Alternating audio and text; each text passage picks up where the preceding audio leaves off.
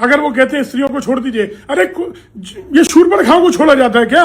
तब तो राम जी लक्ष्मण जी ने भी गलत किया था। दोस्तों नमस्कार। वृंदावन प्रकरण में बाल विकास समिति ने अब स्वतः संज्ञान ले लिया है और थाने के लिए अब पत्र भेज दिया है और उनसे जवाब मांगा है। ये जो प्रकरण हुआ है, महिला और बच्चों को थाने में 26 घंटे किस बिहाफ पर रखा गया, अब उससे पूछा जा रहा है। वास्तव में ही अगर बच्चों को थाने में रखा गया है तो ये बिल्कुल जेजे एक्ट का उल्लंघन है और दोषियों के विरुद्ध उचित कार्रवाई की जाएगी। जो कानून में प्रावधान है उसके अनुसार विरुद्ध कार्रवाई की जाएगी। महिलाओं का हमारे क्षेत्राधिकार का नहीं है विषय, लेकिन उसके खिलाफ भी कहीं ना कहीं कोई कार्रवाई तो एक्शन कोई ना कोई, जैसे हमने स्वतः संज्ञान लिया है ऐसे महिला आयोग भी कार्रवाई कर सकता है कि महिलाओं के खिलाफ भी कोई काम हुआ है। लेकिन बच्चों के खिलाफ अगर बच्चों को थाने में रखा गया पूरी रात तो निर्धारित तौर से ये कानून का उल्लंघन है और दोषियों के विरुद्ध कार्रवाई अवश्य की जाए। आज हमारे उस परिवार के लोगों से फोन पे बात हुई और उस प्रकरण और उस सीसीटीवी फुटेज के बारे में बारीकी से हमने चर्चा की। जो महाराज जी बार बार कह रहे हैं कि सीसीटीवी फुटेज देखो, मुझे कूटा गया, मुझे मारा गया, वो सबसे बड़ी बात है कि जो महाराज जी हैं उन्होंने तुरंत दरवाजा खोला और उस लड़के का कॉलर पकड़ के बाहर खींचा, हाथ में चाबी खींच ले ली गाड़ी में और उसके बाद गालियां देना शुरू कर दिया। महाराज जी ने, मृदुलकांत शास्त्री महाराज जी ने इस तरह की गालियां देना शुरू कर दिया। उसके बाद उस दिल्ली के परिवार ने अपने बचाव के लिए उनसे हाथ भी जोड़े और उनसे यह भी कहा कि हम आपसे विनती करते हैं कि जो नुकसान हुआ है उसकी हम भरपाई कर देंगे। महाराज जी यहां नहीं रुके, उन्होंने सीधा सीधा बोला कि तुम्हारी गाड़ी किससे टकराई है आपको पता है? ऐसा धौंस वहां पर दिखाई गई, ऐसी दबंगई वहां पर दिखाई गई। वैसे तो बगलबंदी पहनी हुई थी, माथे पर टीका भी लगा हुआ था, परंतु उस बगलबंदी और उस भेष के अंदर वो महाराज जी नहीं थे। वहां एक वृंदावन के वो दबंग महाराज जी थे और वो गुंडई पे उतर आए और इस तरह की बातें उनसे कही गई। सीधा अगर किसी की गाड़ी अगर किसी से टकरा भी जाए, सीधे हाथ कोई नहीं छोड़ता है, ना कोई मारपीट करता है।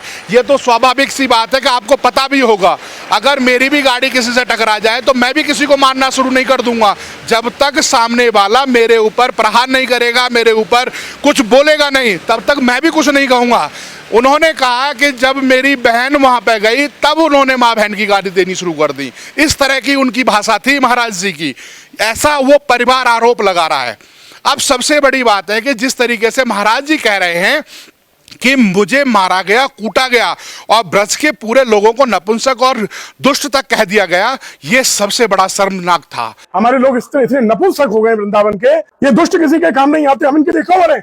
और उसके बाद उनसे तो माफी मांगी, परंतु वो भी उसमें भी कंडीशन रख के कि मैं कमजोर नहीं हूं, ऐसे करके उन्होंने माफी मांगी है।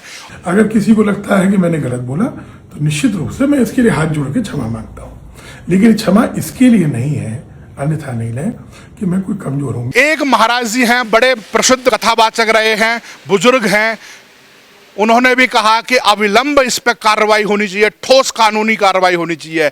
मैं सबसे पहले ये जानना चाहता हूं कि आखिरकार अगर मारपीट की ये लड़ाई थी तो ये कानूनी कार्रवाई एक तरफा कैसे हुई? ये किसका दबाव था? उस कोतवाली में ये महाराज जी का दबाव किस तरह का था, वो सबसे बड़ी बात है। क्या वो महाराज जी जिस तरह से कह रहे हैं कि लखनऊ दिल्ली भी फोन कर सकता था, तो क्या उन्होंने ये फोन करके उस कोतवाली पर दबाव नहीं बनाया? वो कह रहे हैं कि उन्होंने लगातार फोन करके सभी लोगों को बुलाया, उसके बाद कानूनी दबाव भी बनाने की कोशिश की गई, तब पुलिस ने मजबूरन वहां पर हत्या वाला धारा और लूटपाट की धाराएं लिखी गई। क्या कोई परिवार दर्शन करने के लिए आता है, ठाकुर जी पर भरोसा करने के बाद वृंदावन आता है, क्या वो लूटपाट करेगा? क्या वो ऐसे लोग थे, वो दिख रहे हैं कहीं से कि वो लूटपाट करने के लिए महाराज जी के यहाँ आए, इनकी चैन खींच करके ले गए? इस तरह का आरोप इन्होंने लगाया है। मैंने कुछ लोगों से वृंदावन में भी बात की, उन्होंने भी ये कहा कि ये सब लूटपाट और ये जो लिखाया गया है ये सिर्फ मनगढ़ंत कहानियां हैं, इसमें ऐसा कुछ नहीं हुआ है।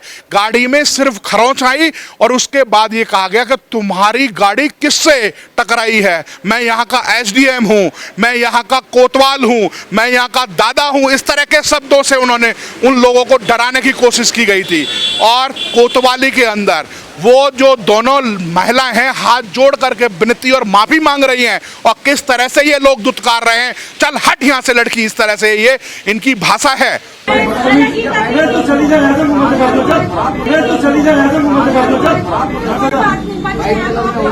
ये आप सोचने पर मजबूर हो जाएंगे कि ये कथा पीठ पर बैठने के बाद इन लोगों की ऐसी भाषा है। मैं तो ये मानता नहीं कि ये ऐसे कथावाचक किसने इनको सर्टिफिकेट दे दिया और ये कथावाचक इस तरह के बन गए कि जाकर के गली मोहल्ले में जाकर के गुंडई और दबंगई दिखाते हैं। मैं ये जानना चाहता हूं कि आखिरकार मृदुलकांत शास्त्री इतने अहंकारी कैसे हो गए। ये सबसे बड़ा सवाल है कि आखिरकार उन्होंने ऐसा क्या जुर्म कर दिया, उनके ऊपर बरस पड़े और एकदम से मारपीट पर शुरू हो गए। उन लोगों का भी यही आरोप है कि सबसे पहले उस जो ड्राइवर था उसके कॉलर पकड़ के थप्पड़ मारा गया, लड़ाई तब शुरू हुई और इन्होंने अपने बचाव में उस महाराज जी को घेरा और उसके पास हाथापाई हुई है। मारपीट दोनों तरफ से हुई है।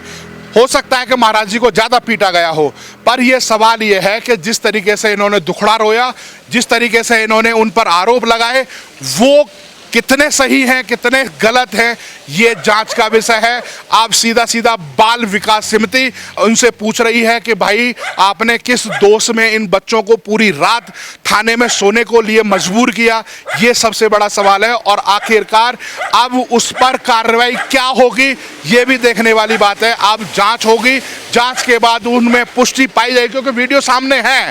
थाने से सीसीटीवी फुटेज मंगाए गए हैं, थाने से सीसीटीवी फुटेज आते हैं, पुलिस क्या कहती है अपनी वो जवाब दें। उसके बाद कहीं लगेगा हमें तो आम पब्लिक को भी हम इनवाइट करेंगे, जिस किसी को उस विषय पर अपने साक्ष्य प्रस्तुत करने तो भी प्रस्तुत करे।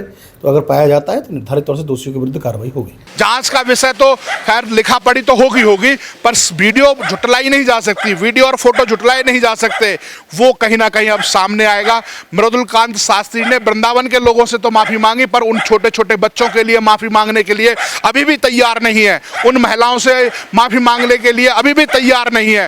वो चाहते हैं कि इनको जेल हो, उनके ऊपर मुकदमा अटेम्प्ट टू मर्डर का हो, इस तरह के उनके ऊपर ये चाहते हैं, उनको जेल में भरना चाहते हैं। इनमें जो लेडीज हैं, जो स्त्रियां हैं, उनको छोड़ दिया जाए, इनको माफ कर दिया जाए। अगर वो कहते हैं स्त्रियों को छोड़ दीजिए, अरे ये शूर्पणखाओं को छोड़ा जाता है क्या?